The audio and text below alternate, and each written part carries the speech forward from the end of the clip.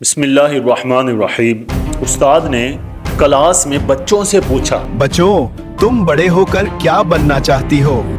کسی نے کہا میں ڈاکٹر بننا چاہتا ہوں، کسی نے کہا میں انجینئر بننا چاہتا ہوں، کسی نے کہا میں پائلٹ بننا چاہتا ہوں۔ ایک بچے کے جواب نے استاد کو حیران کر دیا اور استاد کو سکتے میں ڈال دیا۔ جی ہاں، اس بچے کا جواب تھا، میں نور الدین زنگی بنوں گا۔ کیوں بنوں گا؟ بچے نے کہا میری ماں نے کہا ہے۔ نور الدین زنگی علیہ رحمہ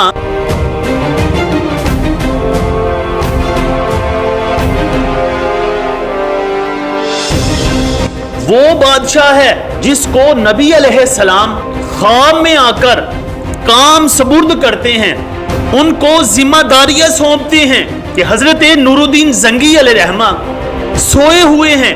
نبی کریم صلی اللہ تعالی علیہ وآلہ وسلم نے ارشاد فرمایا، اے نور الدین تو سویا ہوا ہے اور یہ دو شخص ہمیں تکلیف دے رہے ہیں۔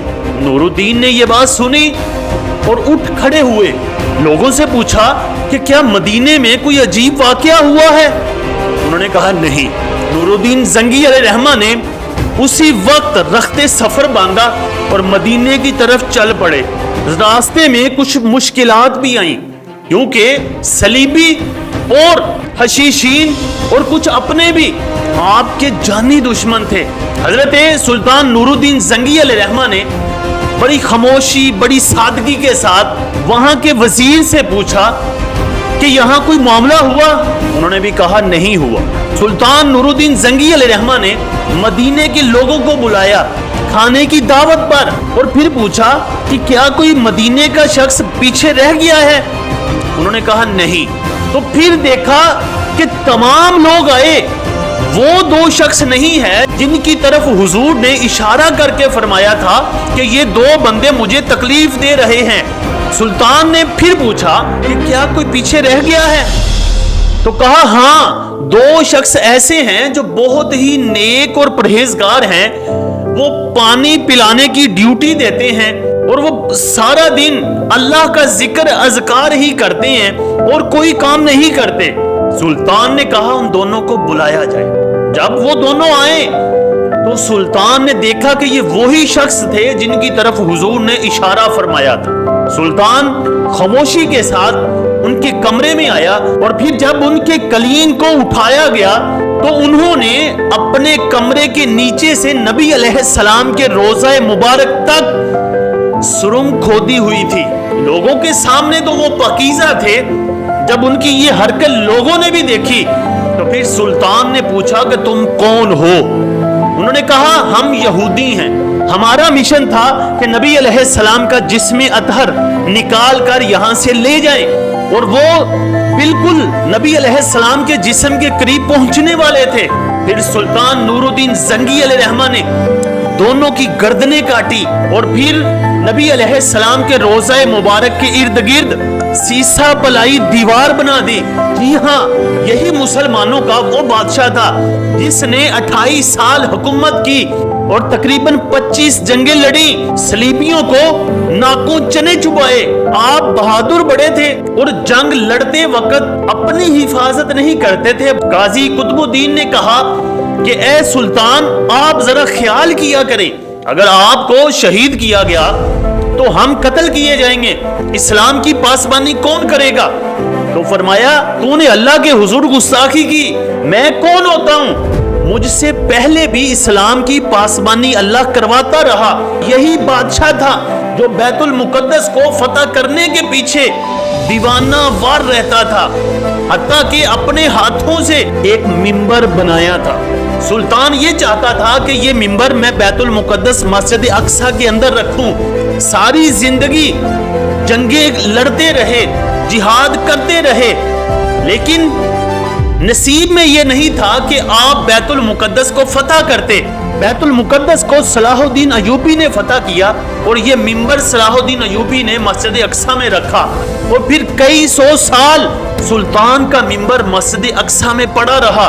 20ویں صدی عیسوی میں ایک یہودی نے مسجد اقصی میں آگ لگائی، یہ ممبر جل کر شہید ہو گیا۔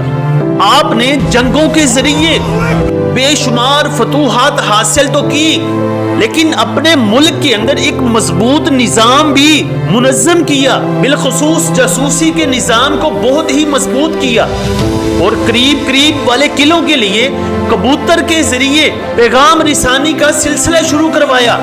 سلطان نور الدین زنگی علیہ رحمہ کی عادات یہ تھی کہ کثرت کے ساتھ تلاوت قرآن کرتے تھے، دینی کتب کا کثیر مطالعہ کرتے تھے، سنت کی پابندی کرتے تھے، نماز جماعت کے ساتھ پڑھتے تھے۔ آپ حنفی تھے، علماء، اولیاء اور فقراء سے بے شمار محبت فرماتے تھے۔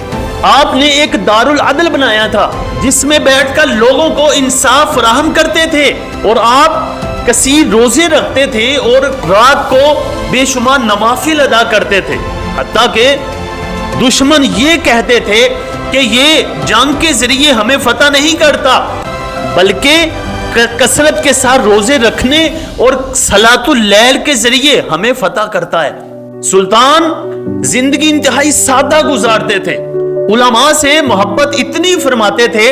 آپ کی بیوی نے گھر کے خرچے کے لیے کہا تو آپ نے علماء سے پوچھا کہ میں بیت المال سے کتنا مال لے سکتا ہوں، تو جتنا علماء نے بتایا اس سے ذرا بھی زائد نہیں لیتے تھے۔ مورخین لکھتے ہیں کہ خلفائے راشدین اور حضرت عمر بن عبدالعزیز کے بعد نور الدین زنگی جیسا کوئی بادشاہ نہیں آیا، کیونکہ آپ بہت نیک، پرہیزگار اور بہادر تھے۔ آپ نے بے شمار مساجد تعمیر کروائی، آپ نے دارالحدیث بنوائے اور خود ان میں بیٹھ کر حدیث سماعت فرماتے تھے۔ جی ہاں، اتنا عظیم بادشاہ، اتنا عظمت والا سلطان 17 شوال 511 ہجری میں حلب کے اندر پیدا ہوئے۔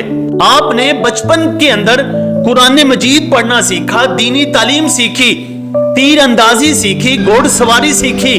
آپ کے لقب سلطان العادل نور الدین ہے، آپ کا نام محمود بن عماد الدین ہے۔ مسلمانوں پر یہ اللہ کی رحمت کا سایہ 569 ہجری کو اس دنیا سے رخصت ہو گیا۔ پھر آپ اندازہ لگائیں کہ امت مسلمہ کتنی غمگین ہوئی ہوگی